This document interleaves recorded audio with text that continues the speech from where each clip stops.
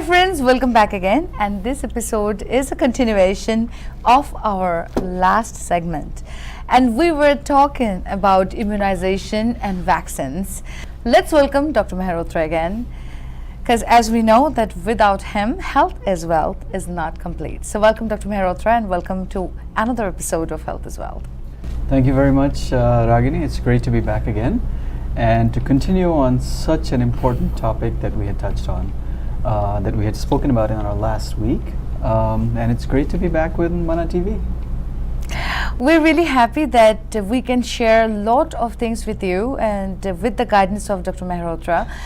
So Dr. Mehrotra, today's topic is kind of really challenging, and we really have to create the awareness with our viewers tonight. What do you think about it? Sure. I think this is a common thing that I hear from many different parents. And the fear of immunizations, and I think this is something that we need to address, and we need to make sure that our community, our viewers, understand where is this fear coming from and what is the reality behind it, and then let them make their own decisions. So the thing that we're going to be talking about today is, especially the biggest linkage that's been reported out there is between MMR, the vaccine, the measles, mumps, and rubella vaccine, and development of autism. So there was a report that had come out in a major medical journal called The Lancet back in the 1990s by an author by the name of Andrew Wakefield, who said that MMR vaccine causes autism. And at that point, when people were trying to figure out where did autism come from and what's going on with the vaccines and that whole fear, they said, well, A, here's vaccine given to kids, B, they get autism. So it is so simple. It's an easy connect to make, and this is what happens. And the media at that point went ahead and started to report this as a story, and then with the power of the media that's there and the internet that developed, everything got dispersed. And people then started to associate that MMR vaccine can lead to autism, so let's not go ahead and give the kids the MMR vaccine. And that whole topic, that whole information, that big piece of information, then really was blown out of proportion, where the community just became so scared. And even now, I keep on getting questioned by parents, do we really need to give the MMR vaccine? Do we really need to give the MMR vaccine? And then I have to explain to them exactly what I'm going to be explaining to our viewers today. So my first question towards you will be that, is that true that MMR vaccine causes autism? Okay. So we know at this point that that is not true. That is not the case. And we'll go through exactly how that association came about. So MMR vaccine, anybody who has a kid and has gone through it knows that the MMR vaccine is given between the ages of 12 and 15 months. It's a vaccine that helps you fight the disease of measles, mumps, and rubella. It's 3 parts to it.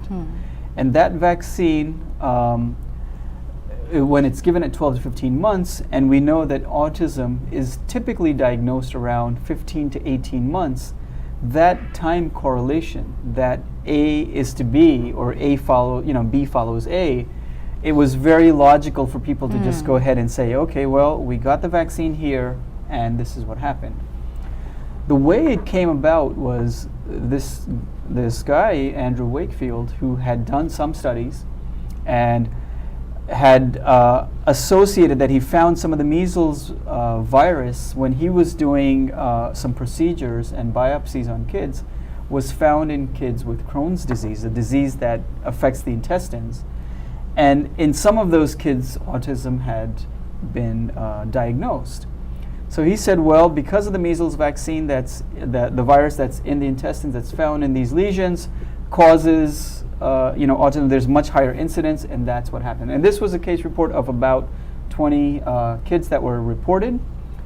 And subsequently, when we went back and looked at all of the research that he had done and reported, it was totally flawed. So there was nothing that scientifically that he had done which proved that that is what caused autism in the kids. So that one small study, which had come out as a report in a major medical journal from England, The Lancet, then went out and was blown out of proportion through the media. And subsequently, that study has been what we call repealed, has been taken out.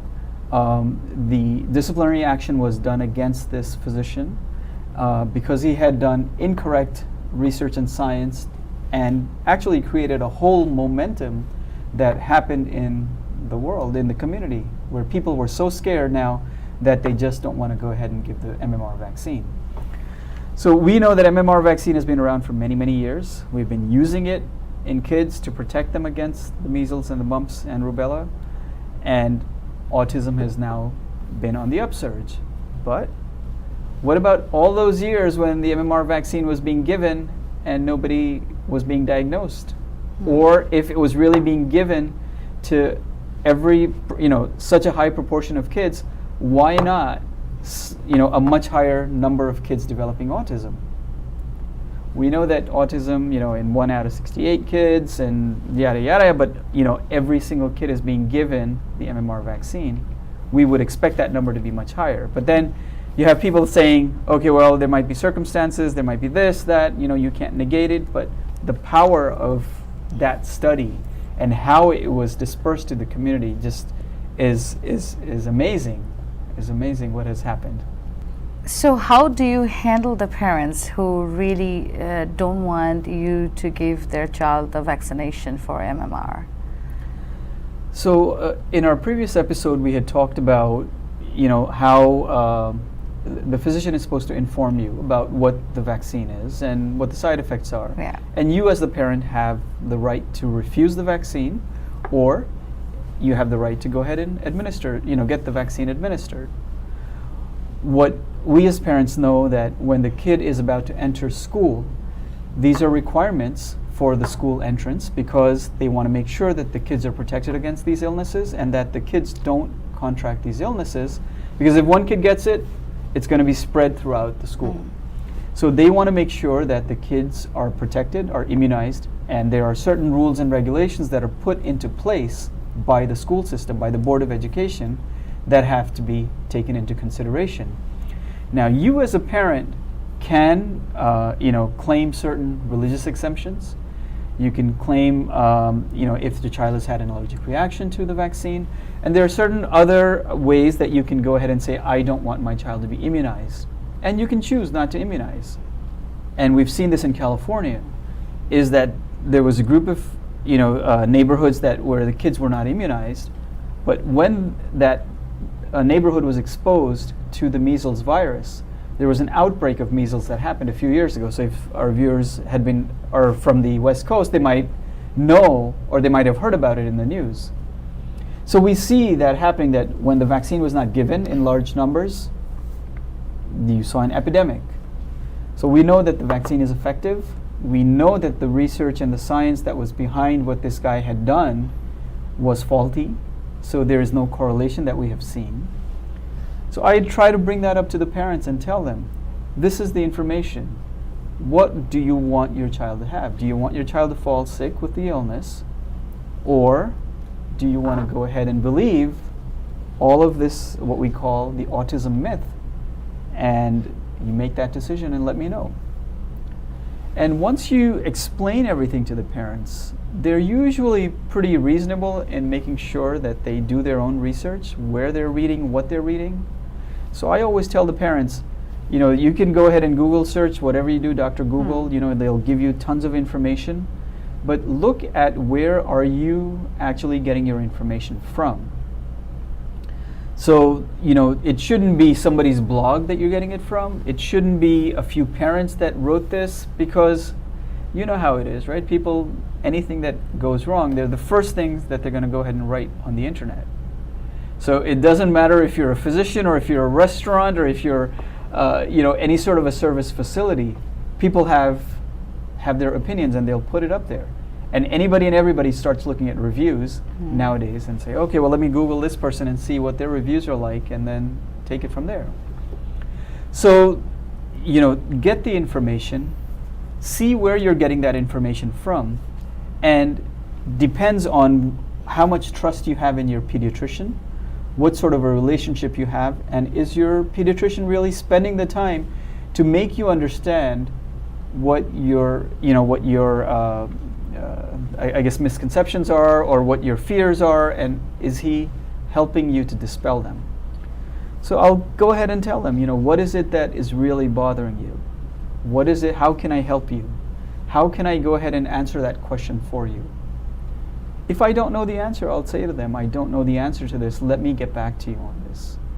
Okay, so if the parent doesn't want the MMR vaccine, what is it? Okay, well, they know they have their first cousin's son who has autism.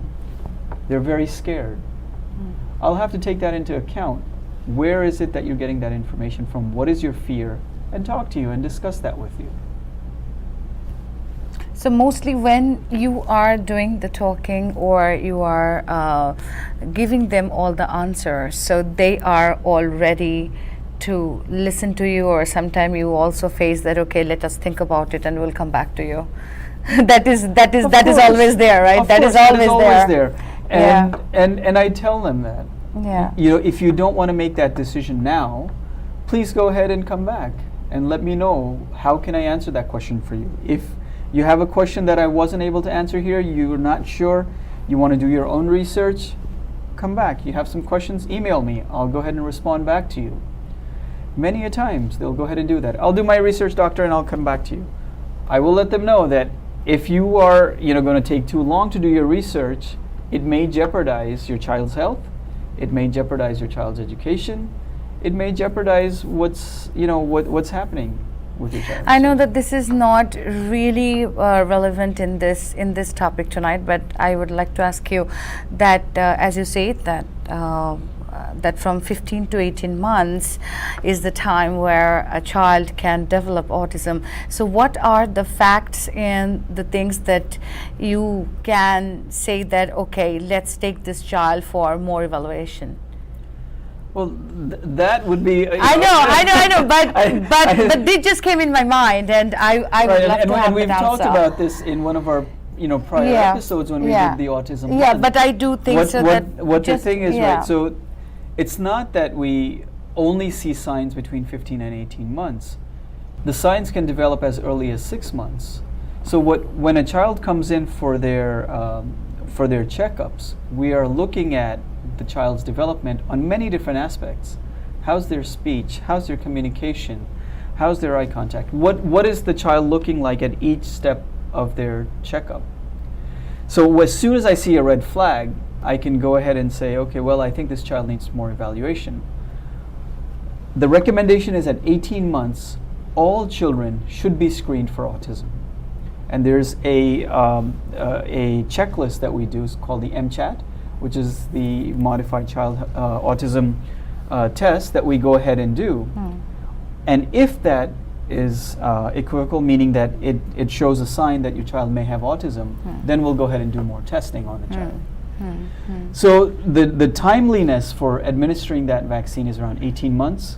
15 to 8, when the MMR vaccine is given between 12 and 15 months, people feel that as soon as you got that vaccine, the child developed some symptoms and signs of autism, which was then at 18 months.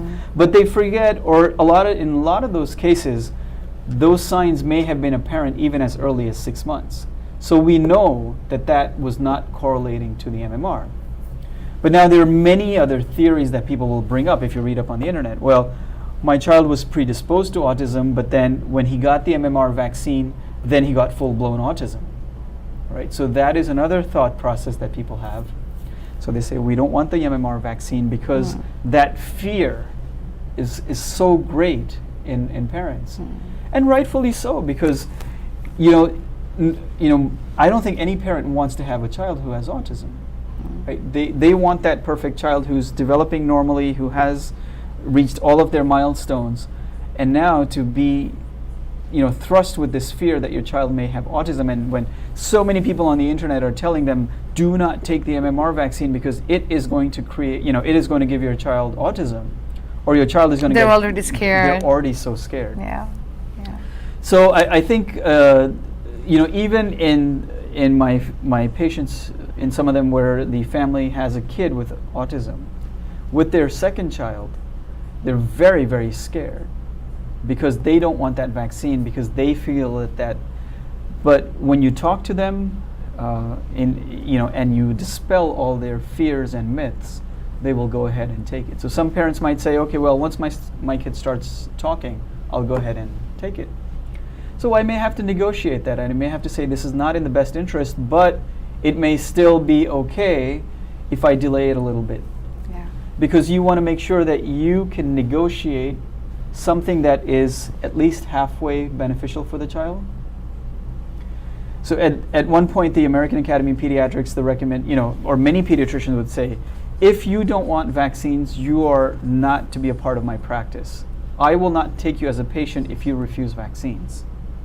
So then the policy statement came back saying that you really should not dispel those, or you should not kick them out of the practice, because if you kick somebody out of the practice because they don't want vaccines, there's no way to go ahead and convince them that what is right and what is wrong, or educate them on what is right and what is wrong.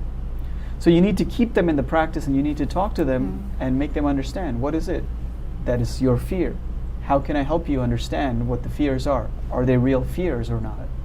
Dr. Mehrotra, this is a great topic to discuss, but what are the other myths that parent has, and sometimes you have to face that as well?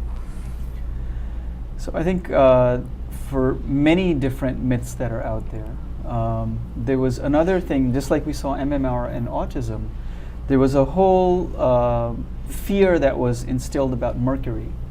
Thimerosal is a preservative. It's a mercury derivative that's used in multi-dose vials and in many of the vaccines. So it's a preservative that's put in the bottle so that the vaccine stays stable.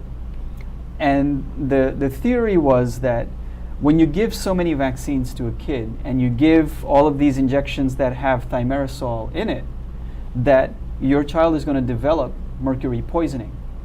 Because as you inject all of these, the amount of mercury in each of these vials then adds up. And when you're giving 4 vaccines, the additive effect is going to end up causing mercury poisoning in these kids.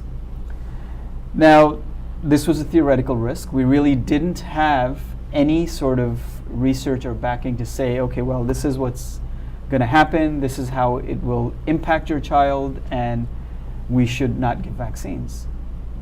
So as soon as this fear was then broadcast out through the media, people started to talk about it on the internet. It came on the news everywhere, mercury poisoning, thimerosal, this, that. The whole vaccine, the ACIP that we talked about, all of the governing bodies, the vaccine adverse reporting systems, we looked at all of that. And we said, well, there's this theoretical possibility. We don't know of many cases that have happened, that have developed mercury poisoning because of this. But let's be safe, and let's go ahead and see if there's another preservative that can be put in, or can we reduce the amount of preservative that's in the vaccine vial?